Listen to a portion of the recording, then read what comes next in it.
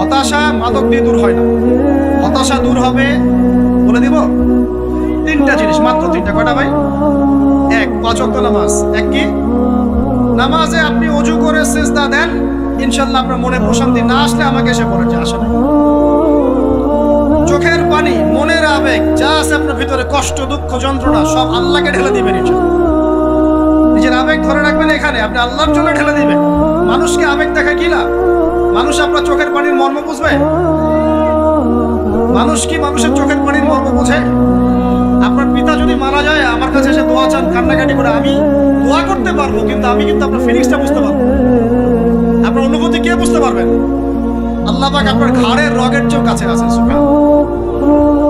সুবহান আল্লাহ পাক ঘাড়ের রগের চেয়ে কাছে আছে। গতকালকে বাংলাদেশের একজন বরেণ্য আলেমের সাথে একটা কনফারেন্সে ছিলাম।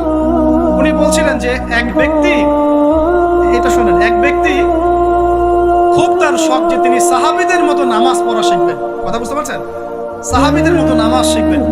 তো একজন বরেণ্য আলেমের কাছে এসেছেন, এসে বলছেন যে আমাকে সাহাবীদের মতো নামাজ শিখিয়ে দেন। তখন সেই আলেম আরেকজন আলেমের সন্ধান দিয়েছেন যে তুমি তার কাছে যাও, তিনি শেখাবেন। তো সেই ব্যক্তি একটু অবাক হয়েছেন, কারণ যাকে প্রশ্ন করেছিলেন তিনি অনেক বড় মুহাদ্দিস, আর যার কাছে পাঠানো হচ্ছে তিনি অত বড় মুহাদ্দিস নন, কিন্তু আবেদ, আমল করে। তাকে গিয়ে বলছেন উনি আমাকে পাঠিয়েছেন সাহাবী মারা নামাজ শিখিয়ে দেন। তখন তিনি বলছেন ঠিক আছে, সুন্দর করে ওযু করে আসো, সুন্দর করে ওযু করে আসো। ওযু করার সময় খালি খেয়াল রাখবা যে আমি ওযু করছি শুধু আল্লাহর সন্তুষ্টির জন্য। কি খেয়াল রাখবেন?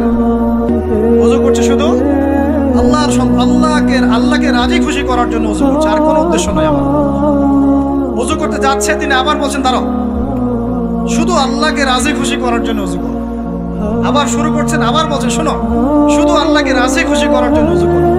এভাবে বলতেই আছেন, নামাজে দাঁড়িয়ে আছেন, দাঁড়ানোর আগে বলছেন শোনো, শুধু আল্লাহকে রাজি খুশি করার জন্য নামাজ পড়ো। বলতেই আছেন, বলতেই আছেন। এক পর্যায়ে সে ব্যক্তি নামাজ শুরু করলো, নামাজে মনোযোগ এদিক ওদিকে যায়, আর তার মাথায় এটা আসে, এই শুধু আল্লাহকে রাজি খুশি করার জন্য আমাকে নামাজ পড়তে হবে, শুধু আল্লাহকে রাজি খুশি করার জন্য নামাজ পড়তে হবে।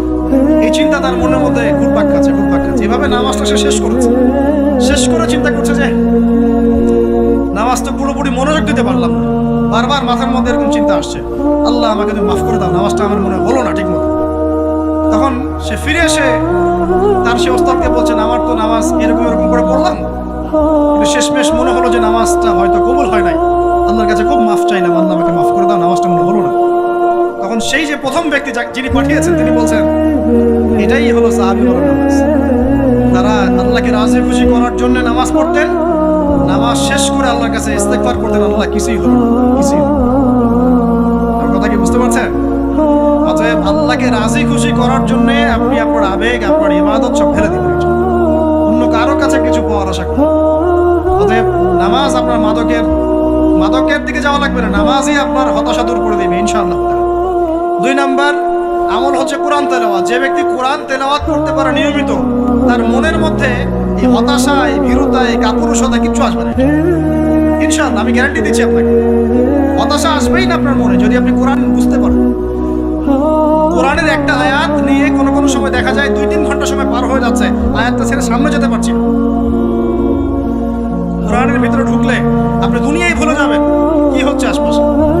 আমি এমন অনেক আলেমকে দেখেছি যে একটা বই, পাতলা একটা বই, আরবি বই নিয়ে পড়া শুরু করেছেন যে ফজরের পরে, জোহরের ওয়াক্ত হয়ে যাচ্ছে, বইটাই শেষ করতে পারেন না।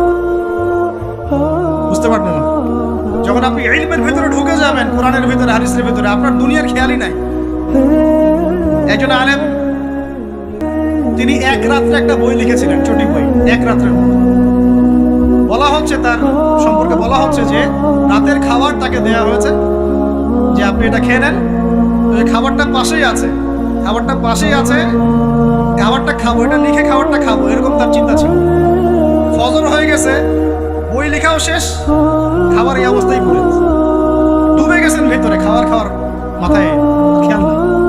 এরকম হয়। একজন মনীষী, বিখ্যাত মনীষী, রিয়াদুস সালেহীন কিতাবের রাইটার, সংকলক আল্লামা নববী রাহিমাহুল্লাহ, এরকম সারা রাত চলে গেছে, পাশে 2টা খেজুর, ওই 2টা খেজুর খাওয়ারই সময় পান। হাদিস নিয়ে গবেষণা করতে করতে করতে করতে রাত পার হয়ে গেছে। আমি বলতে চাচ্ছি যখন ইলমের ভিতরে, কোরআন হাদিসের ভিতরে ঢুকে যাবেন, আপনার দুনিয়ার খেয়াল আপনার চলে যাবে। এই টেনশন, হতাশা, এই সেই বাদ। তো তখনই আল্লাহ পাক আপনাকে তার পক্ষ থেকে রহমত দিবেন, বরকত দিবেন, আল্লাহ আপনার দুনিয়ার কাজগুলো করে দিবেন ইনশাআল্লাহ। তখন দেখবেন কেউ আপনার দুনিয়ার ওই কাজটা করে দিয়েছে, কেউ ওই কাজটা করে দিয়েছে, কেউ বাসায় খাবার পাঠিয়ে দিয়েছে, আল্লাহ পাকই এগুলো করাই দিবেন ইনশাআল্লাহ। তো প্রিয় ভাইরা, মাদকে যাবো না আল্লাহর কাছে আসবো? 2 নাম্বার কোরআন তেলাওয়াত, 3 নাম্বার আল্লাহর জিকির। 3 নাম্বার কি ভাই? আল্লাহর জিকির। চলতে ফিরতে সব সময় মুখ চলতে থাকবে, মুখ না চললেও মনে মনে মন তাজা থাকবে, মনে মনে জিকির হতে থাকবে। মনে মনে জিকির করতে পারেন? মুখ নড়বে না, কিন্তু মনে মনে আপনার একটা জিকির হতে থাকবে। সুবহানাল্লাহ, আলহামদুলিল্লাহ, লা ইলাহা ইল্লাল্লাহ, আল্লাহু আকবার। করা যাবে? আরে মানুষের মন কখনো চুপ করে থাকে না, কিন্তু মানুষের মন অলওয়েজ কিছু না কিছু চিন্তা করতেই থাকে, করতে থাকে না, যতক্ষণ না ঘুমায় মানুষ। তো প্রিয় ভাইরা, বেশি বেশি জিকির করবো। সুবহানাল্লাহ, আলহামদুলিল্লাহ, লা ইলাহা ইল্লাল্লাহ, আল্লাহু আকবার, লা হাওলা ওয়ালা কুওয়াতা ইল্লা বিল্লাহ, এগুলো চলতে থাকবে। আল্লাহ পাক তৌফিক দান করেন। আমরা আমাদের সমাজে যুবকদেরকে এরকম টিকটকে দেখছি, অনলাইনে আসক্ত দেখছি, জেনায় আসক্ত দেখছি, পর্নোগ্রাফিতে আসক্ত দেখছি।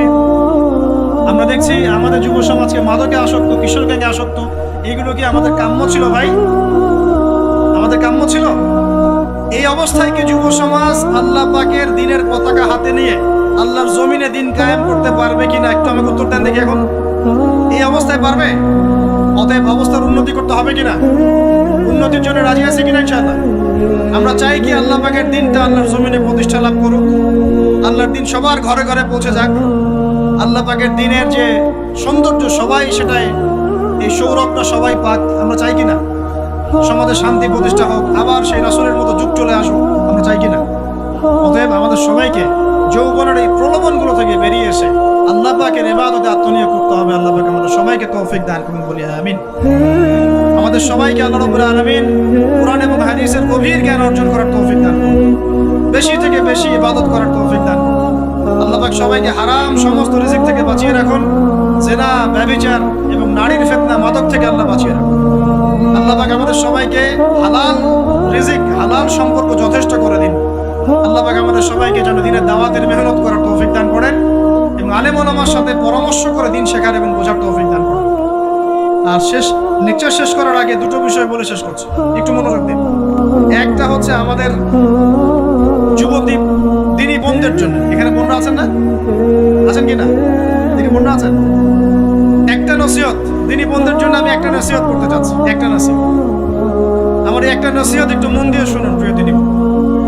রাসূলুল্লাহ সাল্লাল্লাহু আলাইহি ওয়াসাল্লাম আমাদের দিনী বোনদের জন্য জান্নাতে যাওয়ার একটা ফর্মুলা বলে দিয়েছেন। আমি কি বলবো সেটা?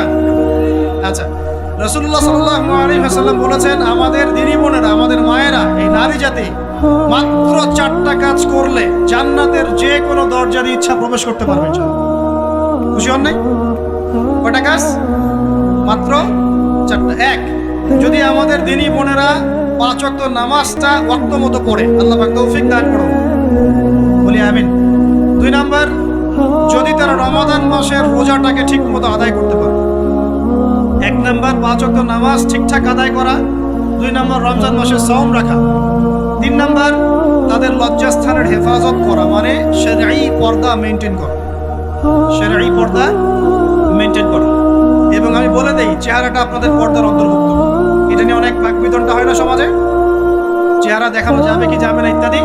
চেহারা আপনার পর্দার অন্তর্ভুক্ত বিষয়, ফুল স্টপ। এর উপরে ফতোয়া অনেকভাবে দিচ্ছে, কিন্তু পড়েন না উলামায়ে কেরামের কিতাবগুলো ঘাটাঘাটি করেন, তাদের ফতোয়া হচ্ছে চেহারা আপনার পর্দার অন্তর্ভুক্ত বিষয়, চেহারা ঢেকে রাখবেন। আল্লাহ পাক তৌফিক দান করুন। চোখ থাকবে খোলা, ঠিক আছে। 4 নাম্বার, স্বামীর আনুগত্য করতে হবে। স্বামীর আনুগত্য, এই যে আনুগত্য শব্দ শুনলেই মানুষের একটা মানে নেগেটিভ ধারণা তৈরি হতে পারে। স্বামীর আনুগত্য মানে কি আমি তার দাসত্ব করব? আনুগত্য মানে, প্রিয় দিনী বোন, আনুগত্য মানে দাসত্ব নয়। আনুগত্য মানে কোরআন সুন্নাহর যে বিধানগুলো আপনার স্বামী আপনাকে পালন করতে বলবে, আপনি সেগুলো করবেন, আপনি করতে বাধ্য। কিন্তু স্বামী যদি কোরআন সুন্নাহর বাইরে কিছু করতে বলে, সেটা মানতে আপনি বাধ্য নন। স্বামী যদি আপনাকে বলে যে সুদ খাও, এই সুদি এনজিওতে আসো, নাম লেখাও। স্বামী যদি আপনাকে বলে যে আসো বেপরদায় বাইরে যাই, সাজুগুজু করে বের হও, চলো ঘুরে আসো বেপরদায়। স্বামী যদি বলে দেবরকে একটু খাবারটা দিয়ে আসো, আমার অফিসের কলিগ আসছে, খাবার পরিবেশন করো, আসো ডাইনিংয়ে আসো, এই যে হারাম কাজ বেপরদার আদেশ করছে, সুদের আদেশ করছে, আপনি সেগুলো পালন করুন। কিন্তু হালাল বৈধ যে কোনো বিষয় আপনি স্বামীর আনুগত্য করবেন, এটা আপনার উপর ফরজ। এই 4টা কাজ যদি আপনি করতে পারেন, জান্নাতের যে কোনো দরজা দিয়ে ইচ্ছা আপনি প্রবেশ করতে পারবেন ইনশাআল্লাহ।